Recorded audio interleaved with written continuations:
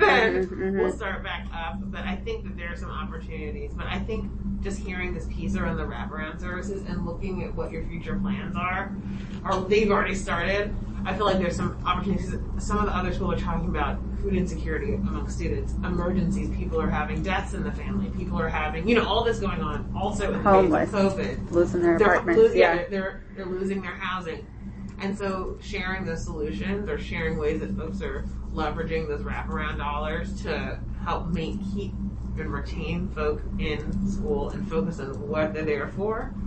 I think would be a great thing.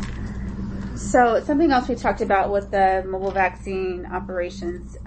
So a couple things.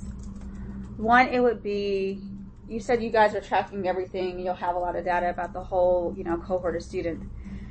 It would be great for us to have a sense of what you're already capturing, because then you gave us the student level data. It looked good. I just looked at every report. I don't think we need any follow up from you just yet. But if there is other data that you're already capturing that we can, through a data agreement, get at whatever frequency that makes sense, they may help us figure out, some reduce the burden on what we're asking from you guys, as well as what we're going to ask the students in the annual student survey. So if we could, and that could look like just an Excel file with here are the variable names, and we can say yes, yes, yes, no, no, no. Would be great if we could get that kind of thing. That would be useful. And I think along with that, having an understanding of how you're tracking that information for the wraparound services and like participation, touch, all that kind of stuff. There may be some opportunities for us to reduce some of the burden of capturing that detail. So, for example, we have at DIR, we do full service data collection, and so we can do everything from a quick app survey through an app on your cell phone to a full scale survey with a person over the phone and everything in between. So if there was you log into you come to wraparound services, you log in and you track it, like I was here, and maybe even a brief survey about like how was it, what was a big takeaway. That would go right into our system. We could feed that back to you guys, but that would also help us get some more of that real-time data that fills in the stories in between the years. And just to be clear, we get none of that personalized. Anything we would get is analyzed and depersonalized. At the aggregate. I'm just making sure y'all know Bloomberg gets none of that stuff. Yeah, so I think we don't get any personalized information from any program. So, and I don't know which call you've been on or if you were here when I was talking about in our agreement with Bloomberg, we have a line item to provide evaluation support to each school each year. And so part of what we are we spent some time talking about staffing earlier, and I'll give you an overview of what that was about real quick. But we're looking for ways that we're looking to identify gaps that we can provide either through what we're already planning to do on evaluation, but also an additional staff support.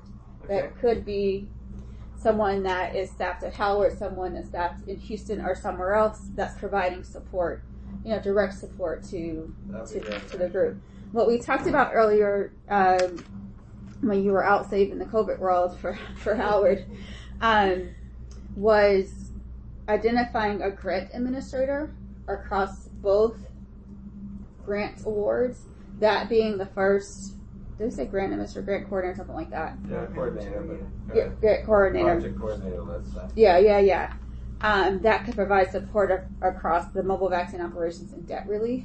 And that once that person is identified, then we can, and with the support of that person, identify the additional gaps that are still there, and then we can help fill that. In the interim, we can provide some of those services. We just kind of have to have an understanding of what would be useful. We do that from the wraparound funding and stuff. So there is flexibility in both grants. Look, I'll talk about the MVO because that budget I've looked at just recently, like a couple hours ago. Their staffing personnel categories in your grant, but those are personnel categories that you guys sent back to Bloomberg. Like, I may still have Wasn't me. Go ahead. Wasn't you. I'm just kidding. So, like, in that staffing category, that's why I was just asking if we could use those funds for stuff like that, because in that staffing category, as we've sort of actually operationalized the mobile unit and looked at numbers, we can certainly pull money in and out there, so we can certainly push and pull to get, and again, staying within the budget, but we can definitely use some of those funds to identify a project coordinator across that. Yeah, well, they're I'd actually rather not spend money if I can directly from the wraparound, because I still see a lot Oh of yeah, wraparound. absolutely. Well, in the budget that we got from somebody at Harvard, or that they got from somebody at Harvard, there's a project manager, intake navigators. Yeah, no, I've looked at it, and I thought, Yeah, must have been a late night. But my point. I know exactly so we created the budget on the model that we had in bricks and mortar, because the initial thought when we were going mobile was to go mobile and set down somewhere and open it up.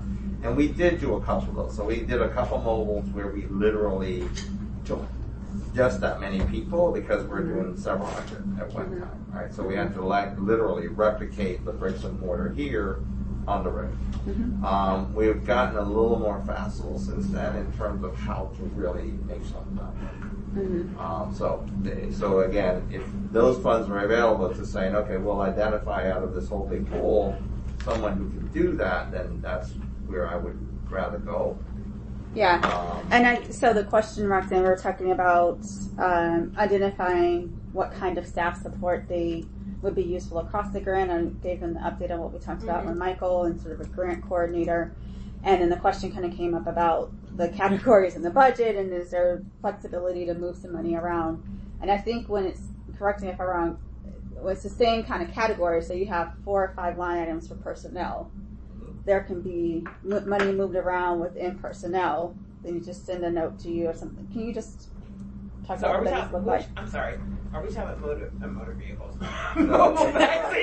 So we're talking about a person. So we're talking about a project coordinator to help keep up with all the data. Both. We were talking about the grant coordinator We can pull earlier. money from both sides and do a budget mod just to say, okay, we're going to take half of this money and we're going to take half of this money to make a whole. I think the preference is to take it from one budget. And that would be my preference, because then my accounting is simple.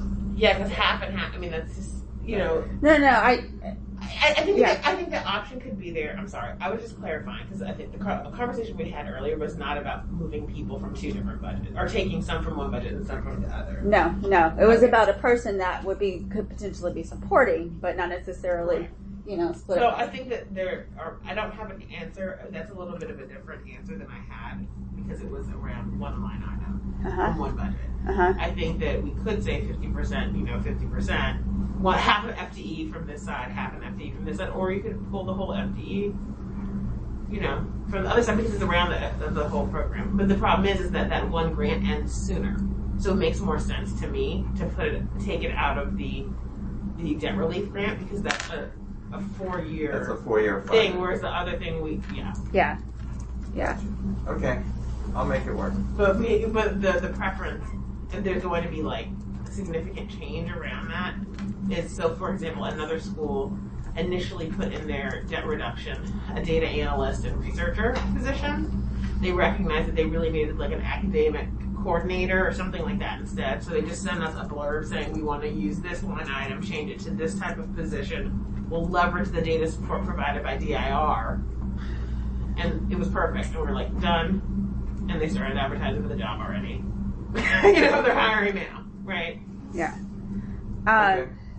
So and I'm sure that they will update you on this, what the target is to identify staff on board this grant coordinator position by October 1 or sooner.